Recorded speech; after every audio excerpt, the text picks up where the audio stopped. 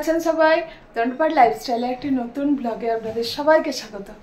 আজ সানডে, আর সানডে মানেই যেন একটু মানে যেমন লেটও আছে আবার ব্যস্ততাও আছে, কারণ ওটা একটু তাড়াহুড়ো থাকে না, একটু লেট হয়েই যায়। আর ব্যস্ততা শেষ নেই, ব্যস্ততা তো আছেই, তবু আজকে একটা দিক দিয়ে রেহাই। আজকে হচ্ছে মানে বাজেটটা যাবো না ঠিক করেই নিয়েছি, তো যা আছে আজকে এইসব দিয়েই চালাবো। চলো এখন কাজ চাটা খেয়ে দে, এবার কাজে লাগি, কাজে তো লাগতে হবে। আর প্রতিদিনকার আমার সকালবেলায় একটা মেন কাজ এই জলের বোতলগুলো সব ধুয়ে আবার নতুন করে জল ভরা। তবে এই কাজটা আমার বিরক্তও লাগে, জল ভরতে ভালো লাগে না, মানে জলটা কেউ ভরে রাখলে বোতলে ভালো, এই জল গড়িয়ে খেতেই আমার এইটা বেশ, জলগুলো সব ভরা থাকবে বোতলে, শেষ হয়ে গেলেই ভালো লাগে না। তো কি আর করবো, জল তো নিজেকেই সব করতে হবে, নিজের কাজ। তো ওই জন্য সকালবেলা একবারে সব বোতল টোতল, যে এই ঝুড়িটাতে আমি বোতলগুলো সব একসাথে রেখে দিই, এদিক ওদিক তাহলে হয় না বোতলগুলো। আর এই ঝুড়িটা না আমি একদিন দুদিন ছাড়া ছাড়া একটু ধুয়ে দিই, কেন বলো তো, মাকড়সার জাল হয়ে যায় এত, তো ওই জন্য ধুয়ে দিই মাঝে মাঝে।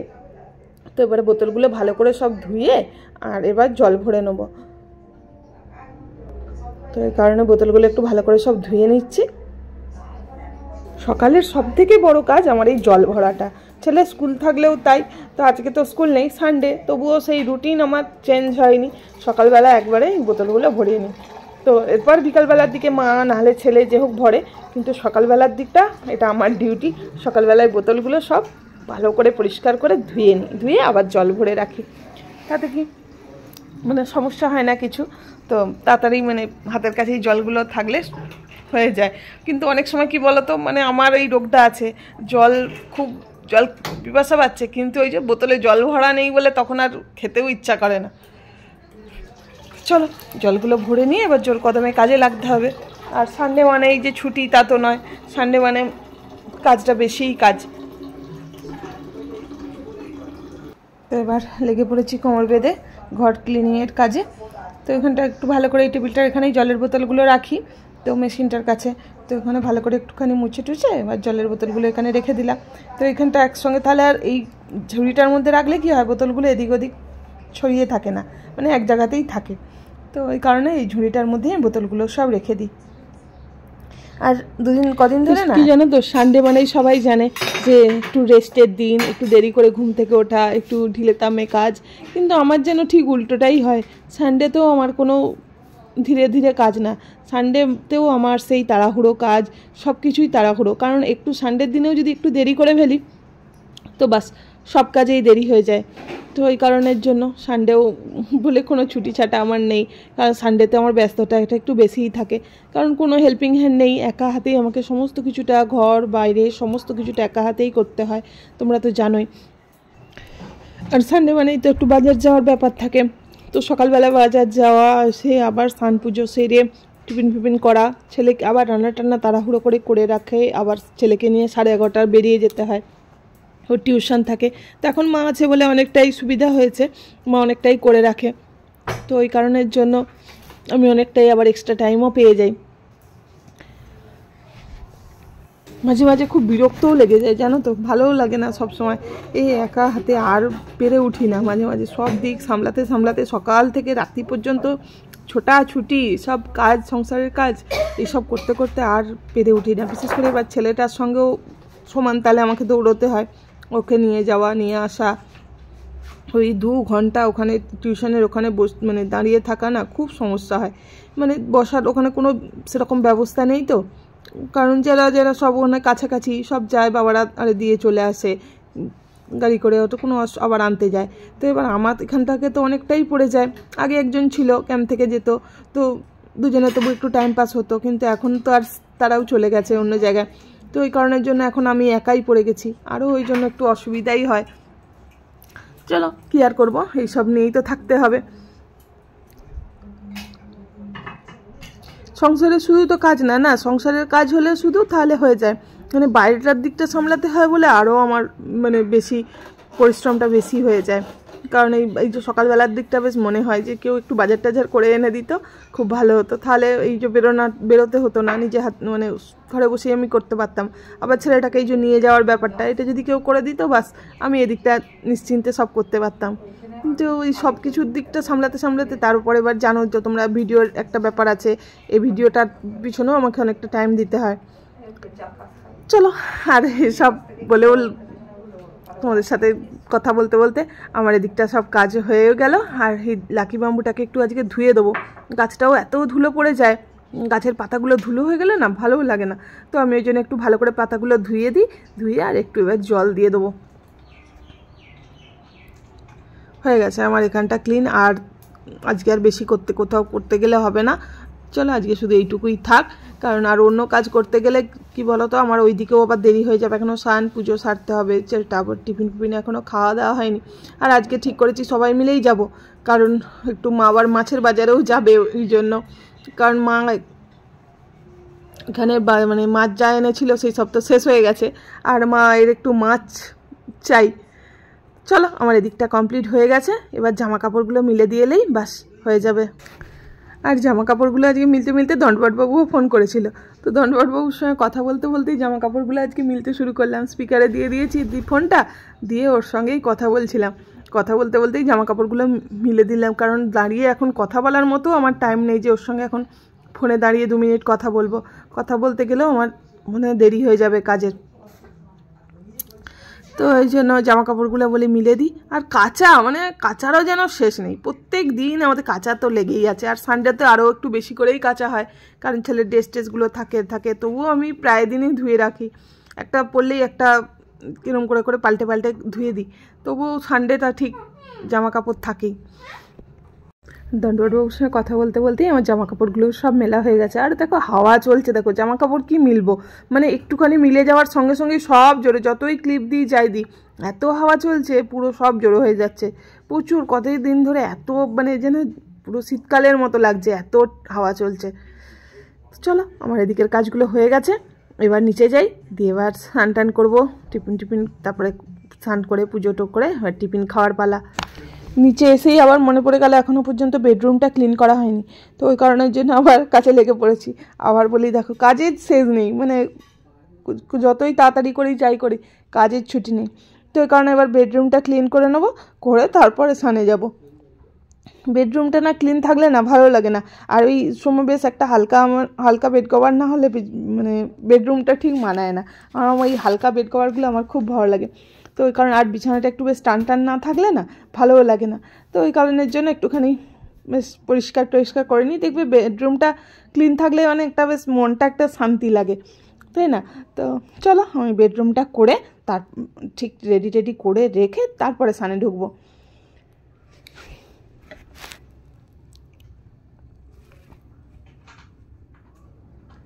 স্নান পুজো সব কমপ্লিট হয়ে গেছে, এবার টিফিনটা খাবো। ছেলে জল আনতে গেছে, আসলে তারপরে টিফিনটা খাবো। তো ছেলেটা এবারে আসা থেকে প্রায় দিনই বলছে যে ইডলি খাবো, মানে এখানে সানডেতে হয় ক্যান্টিনে ইডলি। তো এমনই হয়ে যায় প্রত্যেক দিন, আর হয়ে ওঠে না। তো আজকে ওই জন্য 7:30টার সময় পাঠিয়েছি, আমি চলে যাই তাহলে যদি হয়। গেল ব্যাগ ভর্তি করে কৌটা নিয়ে, আর ফিরে এলো, শেষ হয়ে গেছে 7:30টায় তখন শেষ। তো ওই জন্য নিয়ে চলে এসেছে এই যে জিলিপি, তো ওই জন্য আজকে জিলিপি তো যেটা পেয়েছে সেটাই নিয়েছে। তো এখানকার জিলিপিগুলো ক্যান্টিনের খুব সুন্দর হয়, পুরো ঘিয়ের ভাজা হয়, তো দারুণ খেতে টেস্ট হয়। তো চলো যেটা পাওয়া হয়েছে এখন সেটাই খাওয়া হোক। আর জল নিয়ে আসছে, চলো টিফিনটা করে নিই, কারণ তো 11:30টায় বেরোতে হবে।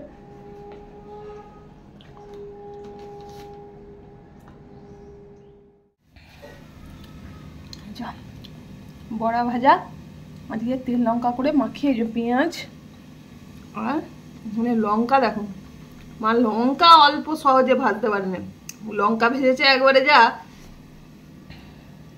বড়াকে পেঁয়াজ তেল লঙ্কা করে বড়া ভাজা করে লঙ্কা তেল আর পেঁয়াজ দিয়ে মানে মাখিয়ে খেতে দারুণ লাগে। মুড়ি দিয়ে খাওয়া হবে এখন টিফিন। চলো টিফিনটা করে নিই। টিফিন টিফিন তো সব খাওয়া হয়ে গেছে, আর রান্নার দায়িত্ব তো মা নিয়ে নিয়েছে। মা রান্না রেডি করছে সব। এবার 10:30টার মধ্যে এখন বাজে, 11:30টায় বেরোবো। সেটা স্নান টান করে নিই। ঘড়ির কাঁটা এখন 11:30, আর রেডি হয়ে নিয়েছি।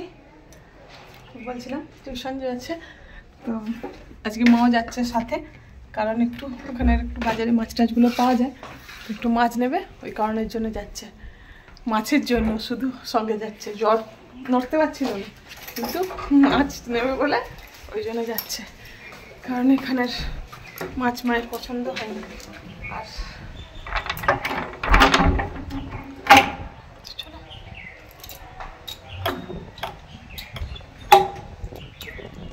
এই ক্যাম্পের গাছটায় যেন এত লিচু হয়েছে, প্রতিদিন এটা দিয়ে যাই, কিন্তু মানে ছবি তুলতে ভয় লাগে, কেউ কিছু যদি বলে, অ্যালাও তো নেই না ক্যাম্পের ভেতরে, তো ওই কারণের জন্য আজকে একটু সুযোগ পেয়ে তুললাম।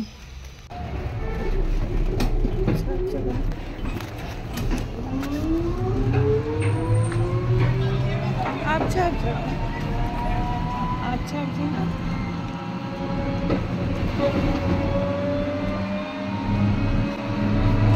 চলে এসেছি এবার এখানকার বাজারে, আর মায়ের তো একটাও মাছ দেখে পছন্দ হচ্ছে না, মায়ের মা শুধু ঘুরেই যাচ্ছে। আর কি বলতো, এখানে তো মানে বরফের মাছ, ভেরির মাছটাই বেশি। আমাদের ওখানকার বলি তো তোমাদেরকে যে আমাদের এখানকার মতো মাছ তো এখানে পাওয়া যায় না, তো সবই তো বরফের মাছ, চিংড়ি মাছ বলো যা কিছু, সবই তো বরফের মাছ, কোথায় পাবে আর সেরকম টাটকা মাছ? তো ওই কারণের জন্য মায়ের ঠিক পছন্দ হচ্ছে না, তো লাস্টে বলে একটু বাটা মাছই নিয়ে নাও। দিয়ে একটু আনাজপাতিও দেখছি কি নেওয়া যায়। আর দেখো এখানে কিরকম করে এঁচোড়টা পুরো একদম কেটে কুটে দিচ্ছে। একটু সবজিপাতি বাজার করে না না কিলো ভুল বকো বর্ত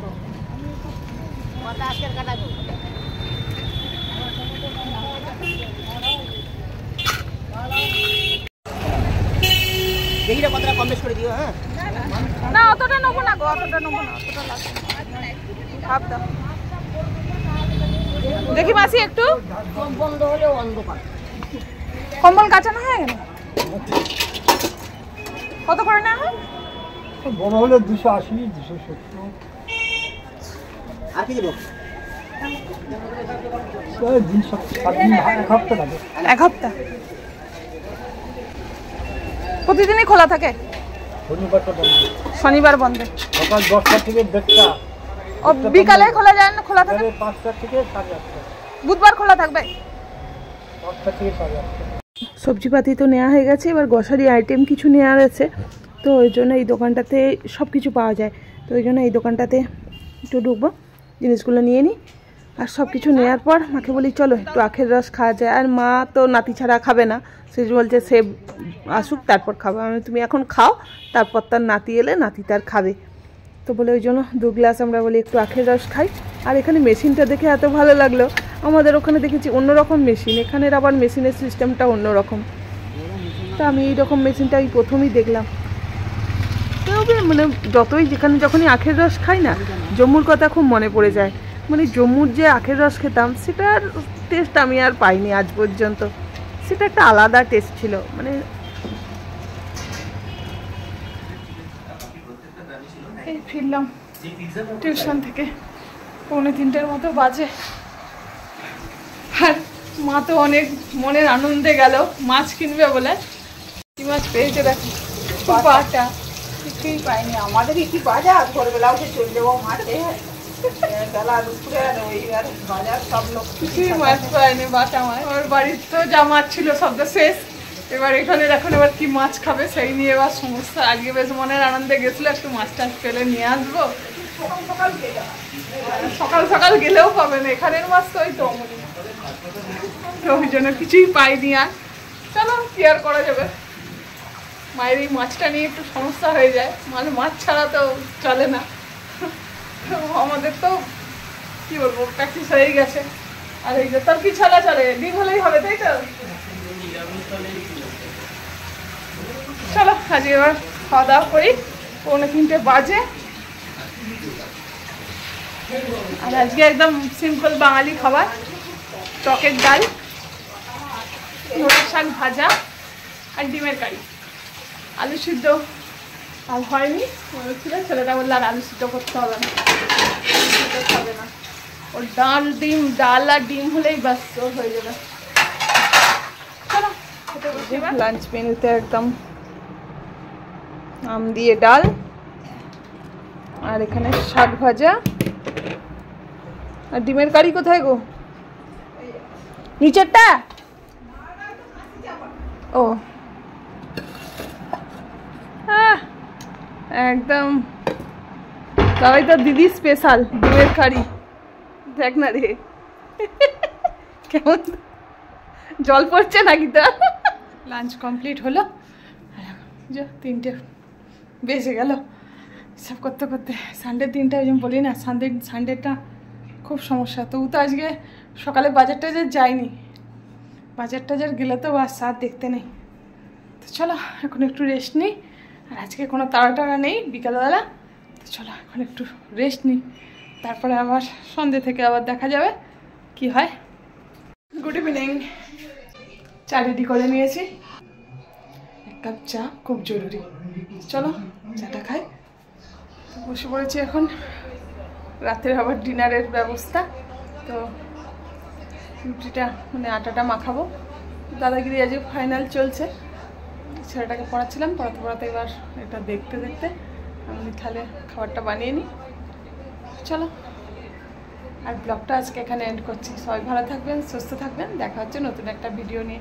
আজকের ভিডিওটা ভালো লাগলে অবশ্যই লাইক, কমেন্ট, সাবস্ক্রাইব করতে ভুলো না। চলো, গুড নাইট।